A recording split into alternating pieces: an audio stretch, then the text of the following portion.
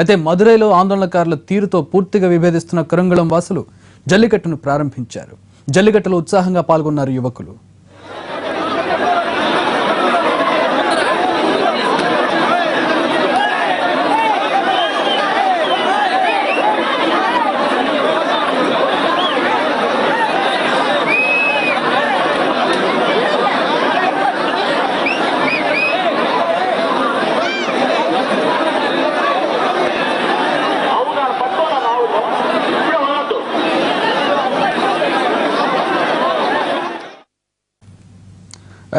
చిత్తూరు జిల్లా నుంచి జల్లికట్టు క్రీడని మనం లైవ్ లో చూస్తున్నాం. చంద్రగిరి మండలం రామిరెడ్డిపల్లిలో జల్లికట్టు క్రీడ ఆడుతున్నారు. రామిరెడ్డిపల్లిలో జరుగుతున్న జల్లికట్టును లైవ్ లో మనం చూస్తూ ఉన్నాం. వేలాది సంఖ్యలో యువకులు అక్కడికి చేరుకున్నారు. చుట్టుపక్కల గ్రామాల నుంచి, జిల్లా వ్యాప్తంగా చిత్తూరు నుంచి అక్కడికి వచ్చినటువంటి యువకులు ఉత్సాహంగా అక్కడ జరిగే జల్లికట్టులో పాల్గొంటున్నారు. సాధారణంగా ఇక్కడ తెలుగు నేల మీద జరిగే జల్లికట్టును పలక ఆట అంటారు. వాటికి సాధారణంగా పలక కడతారు. ఆ పలకను ఎవరైతే దక్కించుకుంటారో వారు గెలిచినట్లుగా ప్రకటిస్తారు. చుట్టుపక్కల ఊళ్ళ నుంచి కూడా గుంపులు గుంపులుగా యువకులు వచ్చి టీమ్గా ఏర్పడి ఆ ఎద్దులను లొంగదీసుకొని వాటికి ఉన్నటువంటి పలకను సొంతం చేసుకోవడానికి ప్రయత్నిస్తూ ఉంటారు. జనాల మధ్యలోంచి ఆ ఎడ్లు పరిగెడుతూ ఉన్న సమయంలో వాటిని వెంటాడి పట్టుకొని వాటికి ఉన్నటువంటి పలకను చేజిక్కించుకుంటారు. ఇదే ఈ క్రీడ జరిగే తీరు. ఆ పలక ఎవరైతే దక్కించుకుంటారో వాళ్ళు గెలిచినట్టు. కానీ తమిళనాడులో జరిగే జల్లికట్టుకు దీనికి కాస్త భిన్నత్వం కనపడుతూ ఉంటుంది. అయితే వాడేటటువంటి క్రీడాంశాలు కావచ్చు, అక్కడ జరిగేటటువంటి తంతు సాధారణంగా ఒకటే విధంగా ఉంటుంది.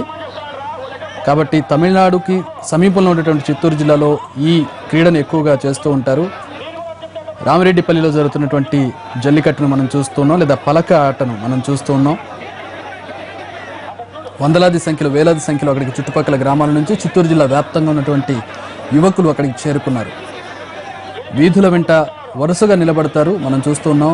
ఆ వరుసగా నిలబడినటువంటి యువకుల మధ్యలో నుంచి గిత్తలను వదులుతారు.